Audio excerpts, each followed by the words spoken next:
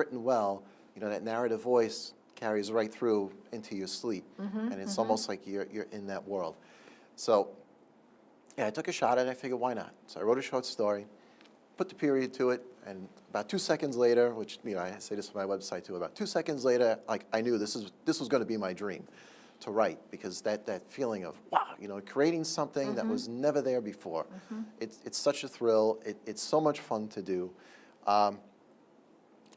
They say writing is a little bit of a lonely pursuit, but I think there's a lot to learn from doing writing. Yeah, and you reach out to a lot of people. The people Yes. who read your books are become your own community, and you certainly have been successful at it. You won the author show. Yes, very proud of that. Talk a little bit about 50 great writers you should be reading. Would you like to read something from your page, or not? Or you've already covered it pretty much? To talk about it, yeah. That was the nice thing about that book, though. They didn't put excerpts from your books per se. They asked you about your philosophy of writing and what you had to contribute to other writers. And of course, writing, there is the writing aspect, but then there's the publishing. Did you self-publish? No, I'm with a small publisher. Okay.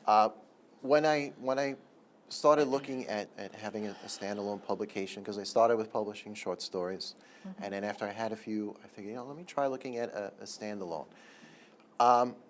I had learned enough at that point to realize I had a whole lot to learn. So I thought, yes. well, let me try a small publisher or a self-publisher. At the time, and it's a few years ago, 5 years in the publishing world is like 5 centuries, the way things have been changing. Yes. But at the time, when I looked at self-publishers, I thought, there's a real opportunity here.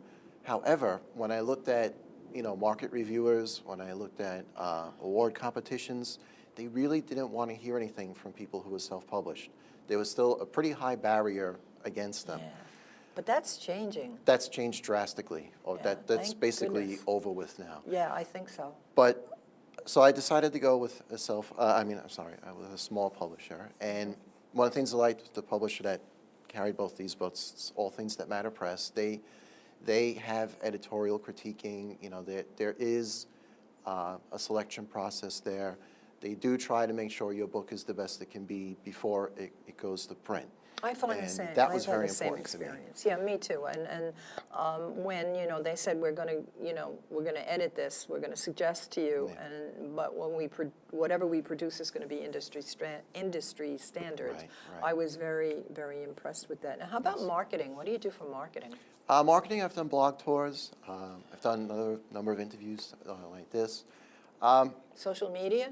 I'm on Facebook. I have a blog, which I don't get to as often as I would like. I know. Marketing is difficult. I think one of the great things with the publishing world today is you could be, a total unknown coming out with your first book, and you actually come out of the gate on the same footing as the best-known authors in the world. Of course, what happens after you come out of that gate, they get that immediate bounce of recognition, but, the door is open to you. You obviously have to take the step. And that's one of the reasons why I went with a small publisher to start, because I realized there's this marketing thing that I need to learn. And there's much to learn. There's a vast amount to learn. I always, when people ask me, I said, you got to realize you're trying to pick up something in bits and pieces that you're reading from articles and from self-experience against, or I shouldn't say against, but in conjunction with a marketplace where you have people who are professionals at this. They've gone to 4 years of school, they work in professional firms, they have the resources, they have the open doors to them. You have to build your own little niche, your own little world. But with the internet today, if you hunt around, you can find a lot of free advice. Yes. And Karen Bonet and I do this program in libraries called So You Want to Write a Story, and it's for people who have an idea and wish to write a book. And we go through self-publishing, and we spend a lot of time on marketing. And there's a lot of free stuff, and I always say, don't spend money, start with the free stuff and see where you go from there. There's an incredible amount of resource out there that you can just tap into. Blogs in particular are great for that. There's Author's Den, there's the Author's Show, there's Wattpad, there's BiblioCrunch, there's, it just goes on forever. It's almost, well, in fact, it is it's overwhelming. You have to, and again, when people ask me, what do you think is the greatest challenge as an author? And time management. Yes. Time management followed by persistence. Because, let's face it, most authors, you have a job and then you have your writing, you know. I have a family, the time is very tight. You want to write, you know, I feel writing for me isn't just a hobby, it's a compulsion. It's something I need to do. So I have to have time for that. There's time for proofreading, there's time for research, you know, all these things, it's time, and We never have enough time. right, there's not enough time. A lot of my time I take out of my sleep. So Yes. I budget myself down, otherwise it just doesn't get done. I did that this summer. I had the third book coming out, and I had to do the rewrite and the editing. I got up at 5 o'clock every morning because the phone doesn't ring, nobody emails me at that time, and I spent those early morning hours on that book, and I did that all summer. Yeah, I've used early morning hours, the same thing. You know, I work at night, so my sleep schedule is a little odd, to say the least. But on days off, a lot of times I wake up at 4 o'clock in the morning. And, you know, it's, what am I going to do, just lay there in bed? So I think, well, let me get up. It's quiet. Same thing. No phones, no interruptions. Plus, I find, you know, we need it quiet. It's kind of dim. It's very soothing. It's a soothing time. I have my cup of tea. And it's easy to focus and concentrate. And, you know, the more you write, the easier it is to write. That's So, right. That is true. What's in the future for you?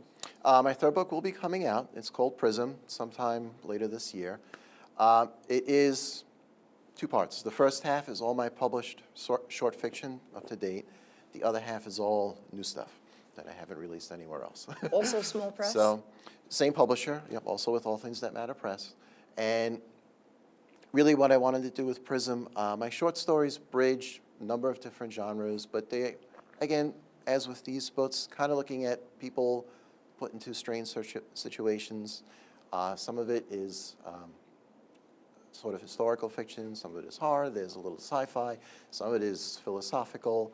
The new stuff I wrote, a narrative that's almost like a Shakespearean tragedy.